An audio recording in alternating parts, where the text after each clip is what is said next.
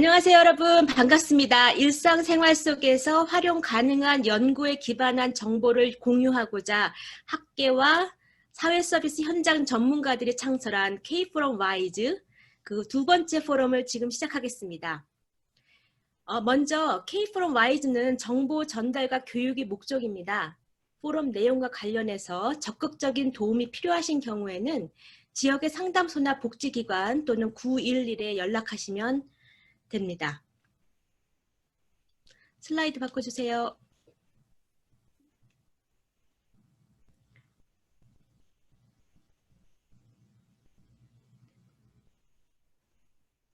예, 우선 저는 Asian American Resource and Information Network라고 하는 비영리 기관 대표 이은정입니다. 오늘은 캘리포니아 스테이트 유니버시티 로스앤젤레스 사회사업학과 최가영 박사님, 그리고 Catholic University of America 사회사업학과의 고은 박사님께서 그 포럼 진행을 도와주실 겁니다. 오늘 두 번째 포럼 주제는 불안과 스트레스로부터 뇌를 보호하자입니다. 뇌과학자이시면서 임상 심리학자이신 김동우 박사님께서 오늘 함께 해주셨는데요. 김동우 박사님은 현재 유타대학교 정신의학과에서 환자 진료와 연구를 병행하고 계십니다. 감정 통제, 주의력 결핍, 과잉 행동 증후군에 대한 행동 치료, 그리고 치매와 관련된 연구를 현재 하고 계시는데요. 또한 유타 연방군인병원에서 임상 심리학자로도 일하고 계십니다. 김동우 박사님 안녕하세요. 오늘 저희 K4럼 와이즈 함께 해주셔서 정말 감사합니다. 안녕하세요. 초기 포럼에 이렇게 초대해 주셔서 영광이고요. 오늘 열심히 해보겠습니다. 네, 그럼 이제부터 본격적으로 김동우 박사님과 함께 스트레스가 뭔지, 그리고 우리 뇌와 신체는 스트레스에 어떻게 반응하는지, 또 우리가 스트레스를 어떻게 예방하고 그에 대처해야 되는지 말씀 나눠보도록 하겠습니다. 박사님, 우리가 스트레스가 너무 많다, 스트레스가 만병의 근원이다, 이런 얘기를 자주 하는데요. 스트레스가 뭐다라고 딱 정의를 할 수가 있을까요? 네, 스트레스란 간단히 말해서 세상의 요구에 대해 우리의 몸이 반응하는 작용을 말합니다. 따라서 스트레스 자체를 결코 나쁜 것이다, 좋은 것이다 라고 간단하게 정의할 수 있는 건 아니죠. 그래서 여러분들 중에서 미리 보내주신 질문들 중 하나가 적당한 스트레스는 건강에 좋은가요? 하고 물어보셨는데 네, 맞습니다. 적당한 스트레스는 우리의 삶의 활력소이자 우리를 앞으로 나아가게 하는 원동력이 될 수 있죠.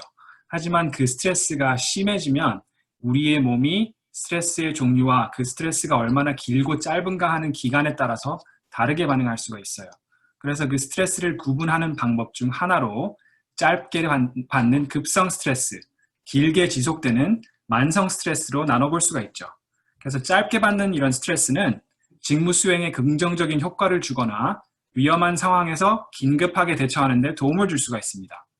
이런 종류의 예로는 갑작스러운 폭력이나 위험에 노출된다든지, 과속 중에 갑자기 경찰이 따라와서 딱지가 떼인다든지, 혹은 일자리에서 면접을 본다든지 하는 단기적 사건들이 있죠.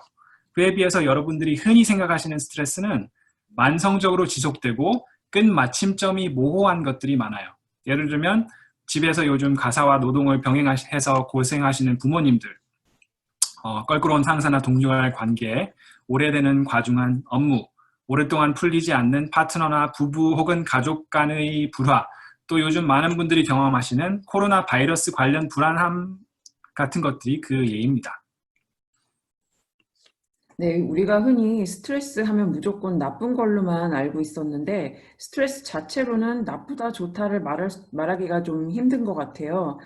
그러면 스트레스에 우리 뇌가 어떻게 반응하는지, 그리고 스트레스가 좋을 수도 있고 나쁠 수도 있는데 어떠한 경우에 우리 뇌나 정신 건강에 역효과를 주는지 설명을 좀 해주시면 좋을 것 같아요.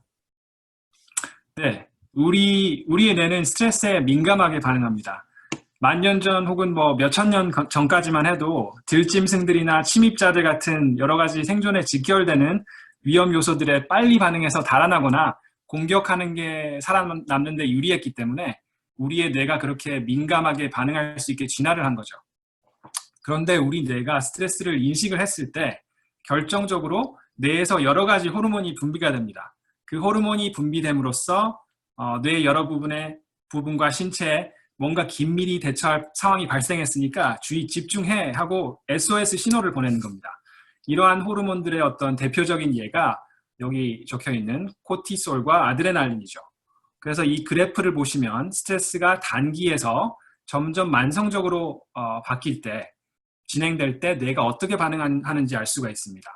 처음 몇 분 내지 몇 시간만 스트레스가 유지될 때에는 단기적 각성 효과, 신체적인 민첩성, 학습 능력 상승 등 여러 가지 우리 몸이 위기에 잘 반응할 수 있게 도움을 주는 거죠. 하지만 장기적으로 넘어갈 때 점점 학습 능력 저하, 뇌세포 재생 및 회복력 억제 등의 역효과가 생기죠. 특히 뇌의 여러 부분에서 어떤 기억력과 장기적 학습 효과에 큰 역할을 하는 그 해마체, 여기 보이는 해마체 뇌세포 감소 및 전두엽 장애도 가져오기도 합니다.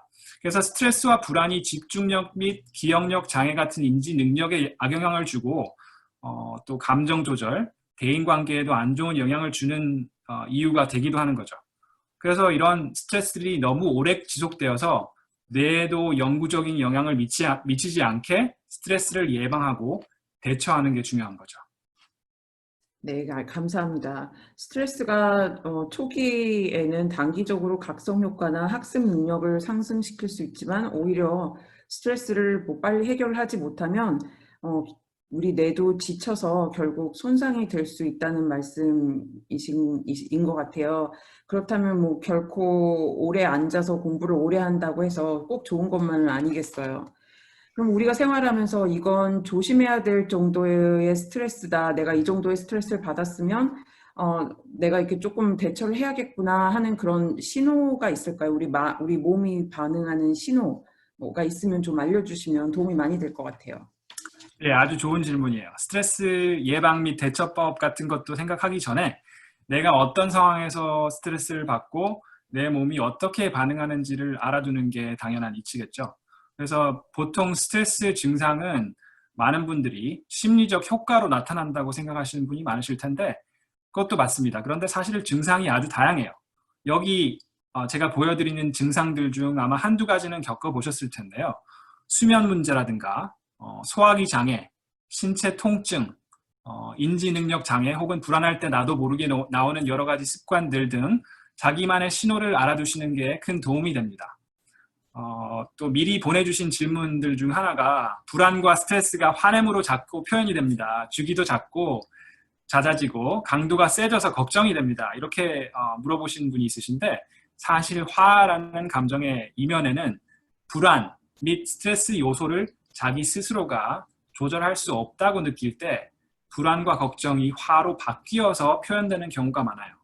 따라서 그 스트레스 요소는 정확히 뭔지, 근본적으로 해결할 수 있는 문제인지, 만약 아니라면 제가 곧 말씀드릴 여러 가지 실질적인 방법들을 써서 불안과 스트레스를 줄일 수는 있는지 등 시험해 보시는 것도 좋겠죠.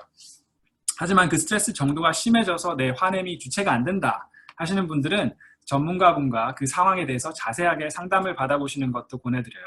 개인에 따라서 여러 가지 요소가 작용할 수 있으니까요. 네, 알겠습니다. 지금까지 김 박사님께서 스트레스가 뭔지, 그 스트레스에 우리 뇌, 마음, 몸이 어떻게 반응하는지 말씀해 주셨는데 박사님, 스트레스는 왜 생기는 걸까요? 어떤 요인이 우리에게 스트레스를 가져다 주는지 말씀 좀 해주세요. 예, 질문해 주신 대로 그 스트레스 신호가 왔을 때 어떤 스트레스 요인들이 작용하고 있는지 알아주시는 것도 참 중요합니다. 그래서 지금 보시다시피 스트레스 요인들을 크게 두 부분으로 나누자면 내부적인 혹은 외부적인 요인들로 나눌 수가 있는데 외부 요인들 중 여러 가지 중요한 것 중 하나가 삶의 큰 변환점입니다. 그게 무슨 뜻일까요? 그 홈즈와 라헬라는 두 정신과 의사들의 이론과 연구에 의하면 수십 가지 다양한 삶의 변환점들을 스트레스가 큰 규모 순서대로 이렇게 나열을 할 수가 있는데 그중 제가 상위 20위 내로만 보여드리는 건데 자세히 보시면 흔히 정신적으로 큰 충격이 될 만한 사건들도 많지만 여기에 뭐 결혼이라든가 임신이라든가 긍정적으로 생각되는 사건들도 포함되어 있다는 게 좀 새롭죠. 하지만 이런 사건들도 삶의 방향이 그 전에 익숙했던 양식에서 벗어나는, 바뀌는 전환점이 된다는 점에서 일종의 스트레스일 수도 있구나라고 이해하시면 됩니다. 네, 여러 가지 스트레스 요인에 대해서 말씀해 주셨는데 삶의 전환점 중에 긍정적인 것들, 우리가 신나해야 하는 그런 것들조차도 스트레스로 때로는 다가올 수 있으니까 정신 건강에 유의해야 한다는 교훈도 있겠네요. 그리고 저희 포럼 신청자분께서 한 가지 질문을 미리 해주셨었어요. 그래서 뇌를 쉬게 할 수 있는 방법이 있는지, 우리가 뇌를 좀 쉬게 하려면 어떤 방법이 있을까요, 박사님? 네, 그 질문에 대해서 다음 슬라이드를 보여드리면서 말씀을 드릴게요. 제가 이제 임상 심리학자 모자를 쓰고 제가 생각하는 여러 가지 스트레스 대처 방법을 말씀드릴 건데, 그 전에 꼭 말씀드리고 싶은 기본기 3가지가 있어요. 잠, 운동, 식사입니다. 그래서 지금 말씀하신 그 뇌를 쉬게 한다, 이런 질문과 관련해서 잠이 큰 관련이 있는데, 잠이 왜 중요할까요? 잠을 잔다는 의미가 뇌 활동을 멈춰 쉬게 한다는 걸 의미하는 걸까요? 그런데 내가 휴식을 취한다는 의미와 뇌 활동이 멈춘다는 의미는 조금 다릅니다. 심지어 잠을 잘 때도 우리의 뇌는 활발하게 활동하고 여러 가지 기능을 해요. 이때 잠의 가장 큰 여러 가지 기능 중에 가장 큰 것 중 하나가 바로 독소 처리 기능입니다. 우리가 깨 있는 동안에는 뇌에 여러 가지 분비된 호르몬, 각종 단백질 등 여러 가지 독소가 찹니다. 근데 잠을 충분히 자는 게 중요한 이유는 이렇게 독소를 걸러주는 시간을 확보하는 것이죠. 그래서 잠을 충분히 못 자고 독소가 계속 축적될 경우에는 환각 증상까지 올 수도 있어요. 그래서 단 하루만 안 자도 알츠하이머성 치매 요인인 베타 아밀로이드라는 단백질이 뇌 척수액에서 감지된다는 흥미로운 연구 결과도 있어요. 그래서 장기적으로 볼 때는 정신 건강, 뇌 건강을 위해서 규칙적으로 잠 습관을 마련하는 게 중요합니다. 그리고 운동의 중요성도 뇌와 직접적인 연관이 있어요. 뇌는 우리 몸에서 가장 심혈관이 복잡한 내장입니다. 그래서 대학병원에 가면 여러 가지 과가 있지만 뇌신경외과도 따로 있죠. 복잡하기도 하지만 혈관이 많은 이유는 그만큼 산소를 많이 필요로 한다는 얘기도 됩니다. 그래서 유산소 운동을 할 경우에 활발하게 뇌에 산소를 공급해주고, 또 심장을 튼튼하게 해서 운동하는 중이 아닌 경우에도 뇌에 산소가 풍부한 피를 효율적으로 공급해주는 거예요. 그래서 운동을 규칙적으로 하면 말 그대로 뇌에 바람을 쐬어주는 기능을 하는 거죠. 또 규칙적이고 적절한 영양의 식단도 마찬가지로 심장과 뇌에 도움을 줍니다. 네, 감사합니다, 박사님. 이 3가지 기본기, 잠은 결국 우리 뇌의 보약이 될 수 있고, 운동은 뇌의 산소호흡기고, 그리고 우리가 영양이 잘 갖춰준 식단은 또 뇌에 활력소를 공급해 줄 수 있는 거라고 생각하면 이야기가 더 쉬울 것 같아요. 그럼 박사님 좀 구체적으로 우리가 일상생활에서 할 수 있는 스트레스의 악영향으로부터 우리를 보호하고 잘 대처하기 위해서 할 수 있는 방법들을 좀 소개해 주시죠. 네. 제가 이제 5가지 생각하는 스트레스 예방 및 대처법을 기억하시기 쉽게 줄임말로 만들어봤어요. 일명 대기자라고 붙여봤는데요. 늘 스트레스에 대처할 수 있는 준비된 상태로 있자라는 의미로 재밌게 생각하셔도 됩니다. 자, 먼저 일과 또는 루틴을 만들어서 하루의 시작과 끝마침을 계획한 대로 실행함으로써 하루 일과를 체계적으로 접근하여서 스트레스를 줄이는 효과를 가져오자라는 의미입니다. 특히 가구 내에 사람 수가 여러 명이 생활하시는 다세대 가족인 경우에는 가족 일과 및 의식이 덜 체계적인 가구일수록 가족 구성원들의 스트레스 지수가 높다는 연구 결과도 있어요. 따라서 아침 기상 시간을 일정하게 정하고 기상 이후 출근 준비 및 아침 식사 과정 및 시간 등등을 정해두는 것도 도움이 될 수가 있어요. 특히 많은 분들이 요즘 집에서 일을 하시기 때문에 집과 일의 경계가 모호해지고 흐지부지하게 하루를 시작하시는 경향이 있는데, 옷도 정말 출근하는 것처럼 매끈하게 갈아입고 일하는 공간을 마련해서 출퇴근에 구획을 짓는 것도 좋은 방법입니다. 그리고 두 번째 방법은 명상.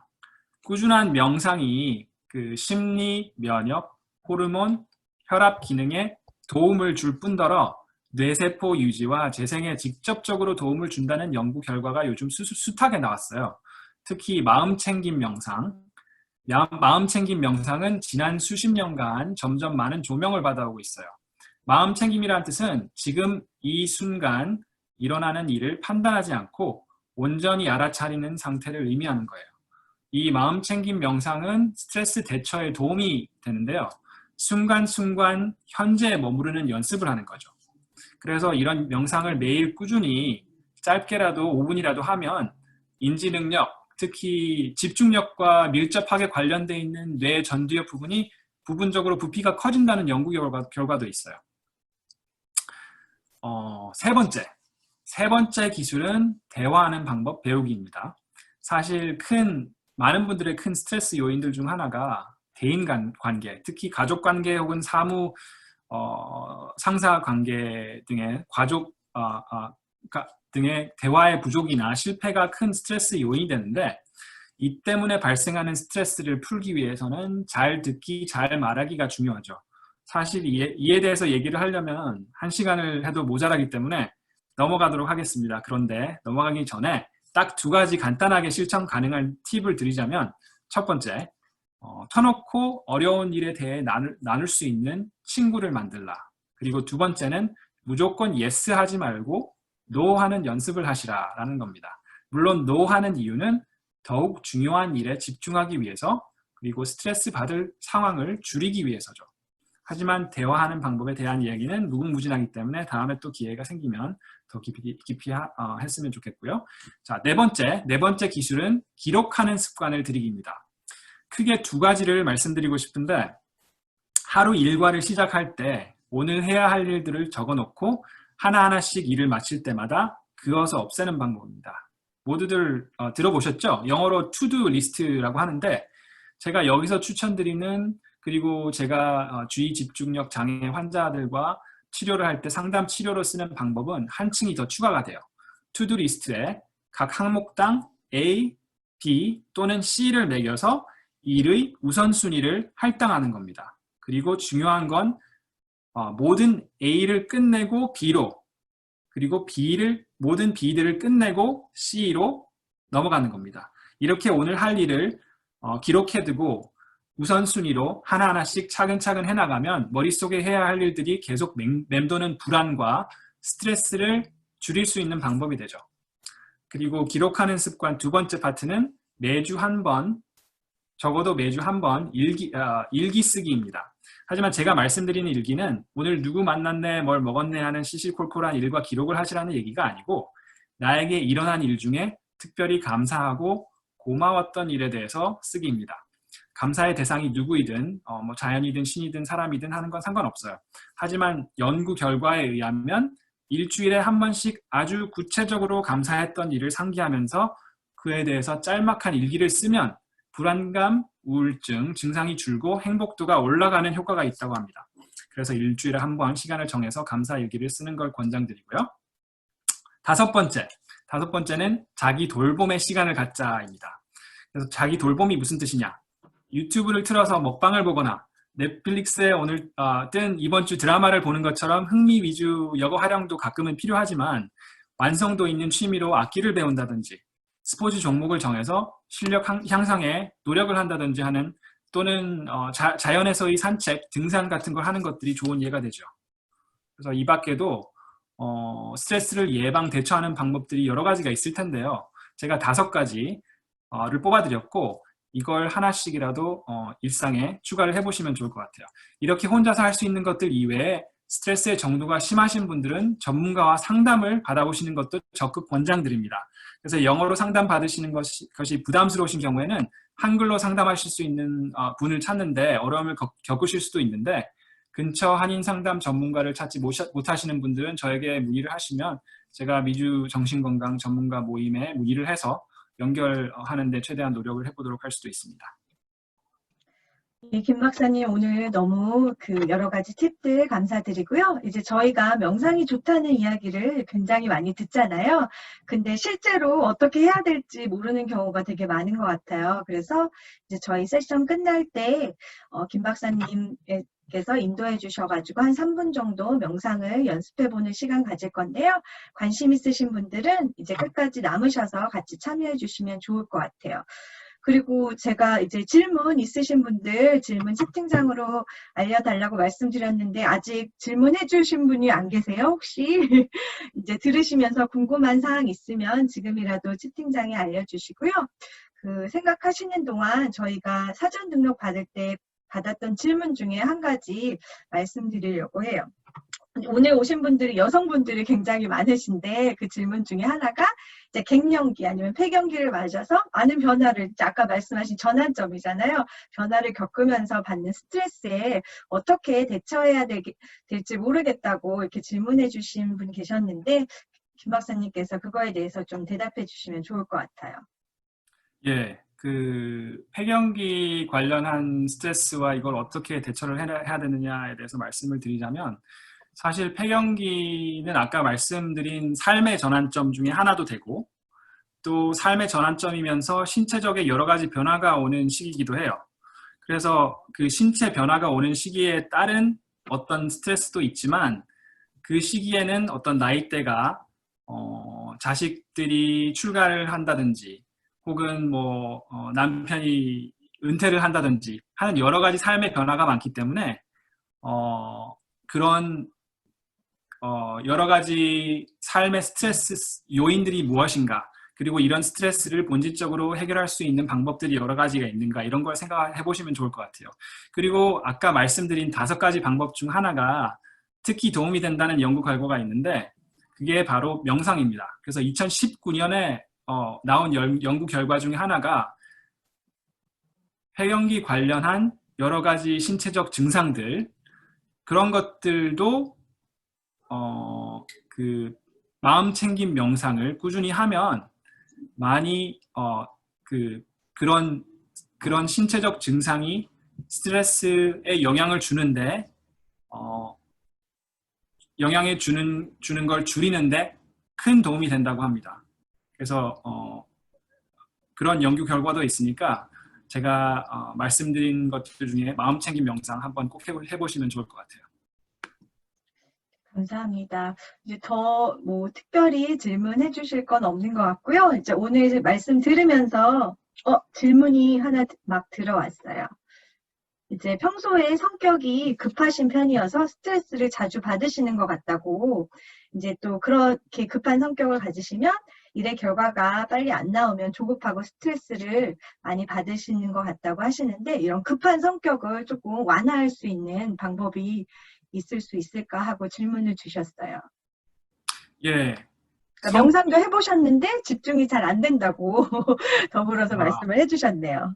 예. 마음 챙김 명상을 하는 게 도움도 될 때도 있지만 사실 상황에 따라서 스트레스를 받는 상황에는 그게 안 될 때도 있어요. 그때는 그런 상황들이 어떤 상황들인지 기록을 해보고 그런 상황들을 곱씹어서 내가 어떤 생각을 하고 있는지 생각하는 게 중요한 것 같아요. 그래서 보통 그런 스트레스가 올 때 내가 이거를 꼭 이렇게 해야 되는데 혹은 내가 이거를 못해서 실패를 하는 게 아닌가 두려움 그런 여러 가지 생각과 감정들이 합해져서 또 스트레스로 오는 경우가 많거든요. 그래서 그런 비슷한 상황에서 내가 어떤 스트레스를 받는지 어떤 생각을 하고 있는지 그리고 어떤 감정을 느끼는지 그거를 기록을 해서 관찰을 하고 그 기록된 생각들 중에서 도움이 안 되는 생각들 그런 걸 도움이 더 되는 생각으로 고쳐 나가는 게 좋아요. 사실 그래서 제가 지금 말씀드린 이 방법이 상담 치료 때 쓰는 아주 기본적인 근본적인 방법인데 제가 궁금하시면 나중에 이메일로 나갈 때 좀 더 자세하게 보내드리도록 하겠습니다. 보내주시는 이메일에. 예, 그리고 이제 저희가 오늘 참여하신 분들 또 등록하셨는데 참여하지 못하시는 분들한테는 오늘 세션 리코딩하고 더불어서 몇 가지 이제 김 박사님께서 알려주시는 그 정보를 더불어서 보내드릴 예정이니까요. 한번 잘 살펴보시면 좋을 것 같아요. 예, 또 이제 질문은 아니신데 이제 코멘트를 해주셨는데 특히 요즘 같은 상황에서 정말 여러 가지 진짜 재난도 많고 또 여러 가지 일들이 정말 여기저기 하루가 멀다 하고 일어나니까 정말 스트레스를 받지 않을 수가 없는 것 같아요. 이제 한 분 더 질문 받고 이제 질문은 마감하도록 하겠습니다. 한 가지 더 질문하셨는데요. 몇 시간 몇 분 정도 영상을 하는 게 좋은지 그러니까 좀 구체적인 질문을 하셨어요. 이제 저희가 이따가 영상 연습도 해볼 거지만 어느 정도 하는 게 제일 좋은지 이렇게 궁금하다고 질문을 해주셨어요. 제가 어느 정도가 가장 효율적이고 가장 큰 효과가 있는지는 사실 잘 모르고, 하지만 제가 아는 부분을 말씀드릴게요. 제가 아는 부분은 명상을 길게 가끔 하는 것보다 짧더라도 더욱 자주 하는 게 좋다. 그래서 5분을 하더라도 매일 하는 게 뭐 일주일에 한 번 해서 뭐 2시간씩 하는 것보다 더 낫다. 이걸 말씀드리고 싶어요. 그래서 나중에 이메일로 보내드릴 때 여러 가지 그 요약 정리된 걸 보내드릴 때 링크가 있는데 7분짜리 동영상 그걸 보내드리면 거기에 따라 하시면 한 5분 정도 될 거예요. 그걸 들으시면서 매일 한 번 하시면 좋을 것 같아요. 저희가 이따 해볼 영상, 이제 명상은 3분 정도로 계획하고 있으니까 관심 있으신 분들은 아까 말씀드린 대로 끝나고 남아주시면 될 것 같아요. 이제 저희 이제 스트레스 정말 요즘 너무 많이 받잖아요. 저는 이제 아이도 있어서 집에서 학교를 다니니까 거기서 오는 또 스트레스 받는 거. 아까 말씀하신 대로 저희 삶에 정말 많은 변화가 있으니까 그만큼 스트레스도 많은데 지난주에도 저희가 말씀드렸듯이 이제 저희에게 좀 더 너그러워지면 조금 스트레스도 좀 적게 느끼지 않을까 싶어요. 진짜 이 어려운 상황을 잘 지내고 있다는 그것도 정말 큰 의미가 있는 것 같아요. 그래서 저희 정말 잘하고 있다는 거 우리 모두 기억하면서 이 시간 마쳤으면 좋겠고요. 이제 마지막으로 이은정 박사님께서 몇 가지 공지해 주시고 마무리하고 아까 말씀드린 대로 명상 같이 연습해보는 시간 갖도록 하겠습니다. 예, 감사합니다. 여러분 오늘 다룬 스트레스로부터 뇌를 보호하자 어떠셨어요? 일과 명상, 대화, 기록, 그리고 자기 관리, 일명, 대기자. 명심해야 될 텐데 쉽지 않을 것 같아요. 그래도 한두 개라도 꼭 해봤으면 좋겠고 또 그것 때문에 스트레스를 안 받았으면 좋겠습니다. 자, 오늘 포럼이 마친 이후에 등록을 하신 모든 분들께는 유튜브 링크를 보내드릴 거고요. 혹시 주변에 오시고 싶었지만 참여하지 못했던 지인분들 있으면 꼭 공유해 주시기 바랍니다. 그리고 한 가지 더, 오는 9월 30일이 10년마다 있는 미국의 센서스 설문이 끝나는 날입니다. 오늘 오신 분들은 모두 하셨겠지만 혹시라도 안 하신 분들을 위해 주변 지인분들께 센서스는 했는지 한번 꼭 물어봐 주시고요. 권장해 주시길 바랍니다. 우리의 교육, 의료, 복지, 환경, 교통 등 모든 예산이 걸린 센서스입니다. 다음 달은 10월 가정폭력 예방의 달을 맞이해서 가정폭력 또는 친밀한 관계 내의 폭력을 주제로 이야기를 나눠보려고 합니다. 사실 가볍지 않은 주제인데요. 그렇다고 절대 지나쳐서도 안 되는 주제라고 생각합니다. 특히 코비드 상황에서 가정폭력이 늘어나고 있다는 뉴스가 들리고 있습니다. 그래서 한번 다뤄보려고 하는데요. 10월 25일 일요일 같은 시간입니다. 자, 마지막으로 오는 10월 1일은 추석입니다. 다들 아시고 계셨나요? 저는 친구가 전화가 왔어요. 한국에 부모님들한테 추석 선물 보냈냐. 그래서 알게 됐습니다. 미국이나 뭐 타지에 계신 분들은 아마 그 당일날 잊어버릴 가능성이 좀 있어요. 하지만 미리 인사드릴게요. 옛말에 더도 말고 덜도 말고 한가위만 같아라 라고 했죠. 모두들 더도 말고 덜도 말고 한가위만 같으시길 바라면서 오늘 K from WISE 2차 포럼을 마치겠습니다. 오늘 발표해 주신 김동우 박사님을 비롯해서 참여해 주신 모든 분들 정말 감사드리고요. 아까 말씀드린 것처럼 포럼이 끝난 다음에 남아 계시면 김동우 박사님께서 클라이언트들과 직접 하는 3분짜리 명상 연습 한번 해보도록 하겠습니다. 자, 그럼 모두들 건강하시고 안녕히 계십시오. 감사합니다.